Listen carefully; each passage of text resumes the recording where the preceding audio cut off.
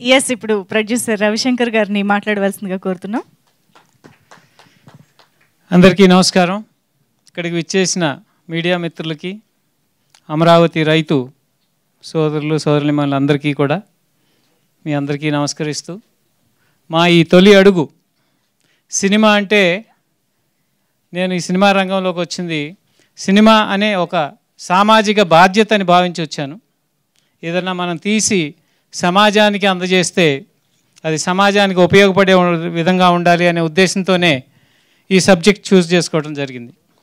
నేను ఒక రైతు బిడ్డని. రైతుల కష్టం చూసి, రైతులు పడుతున్నటువంటి వ్యధ చూసి నా వంతుగా నేను ఏదన్నా చేయాలి.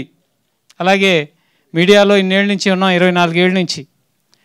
దాని ఎక్స్టెన్షన్గా సినిమాలో కూడా వద్దామనే ఉద్దేశంతో అనుకుంటున్నప్పుడు రైతులు పడుతున్నటువంటి కష్టం చూసాం, వాళ్ళ బాధ చూసాం, వాళ్ళ త్యాగం చూసాం. ఒక రైతు బిడ్డగా నాకు తెలుసు భూమికి రైతుకి ఎటువంటి అనుబంధం ఉంటుందో. ఎన్ని వందల ప్రాజెక్టులు ఈ దేశంలో, మెగా ప్రాజెక్టులు ల్యాండ్ ఎక్విజిషన్ మూలంగా ఆగిపోయినాయో చూసాం.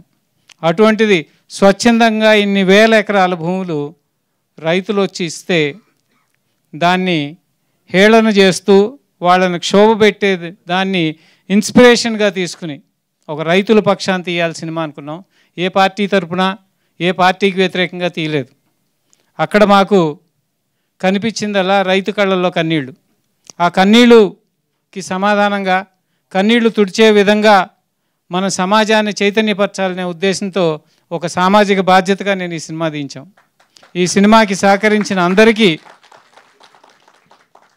ముఖ్యంగా మా బాను, తను బ్లడ్ పెట్టేశాడు నిజంగా చెప్పాలంటే.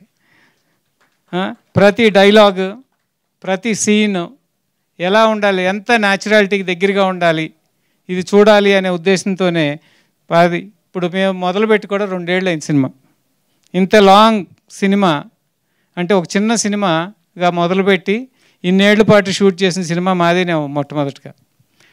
ఇలా యాక్టర్లు, సినిమాలో ఇండస్ట్రీలో ఉన్న పేరున్న వాళ్ళందరూ కూడా వెనకడుగు వేస్తే, మా వినోద్ కుమార్, మా మిత్రుడు, చిరకాల మిత్రుడు, ఆయన ధైర్యంగా ముందుకొచ్చాడు.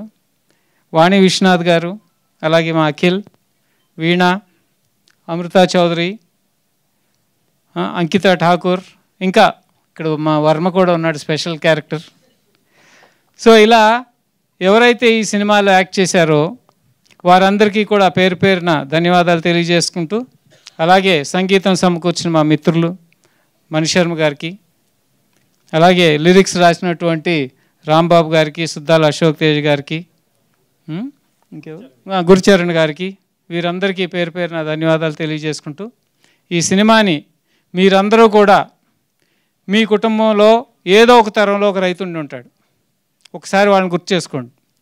మీ అందరు బాధ్యతగా ఫీల్ అయ్యి దీన్ని మీరు మన సమాజంలో ఇంకా ముందుకు తీసుకెళ్ళే విధంగా మీరందరూ కూడా ప్రయత్నం చేయాలి.